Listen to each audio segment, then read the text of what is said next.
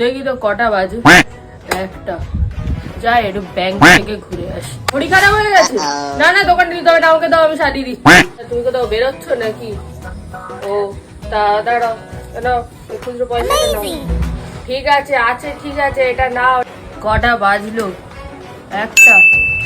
যাই একটু বাজার থেকে ঘুরে আসি। কি হয়েছে, ছাতা খারাপ হয়ে গেছে? দাও দাও, আমাকে দাও, আমি সারিয়ে দিচ্ছি। আরে দোকানে যেতে হবে না, আমি পারবো, আমি সারিয়ে দিচ্ছি, দাও।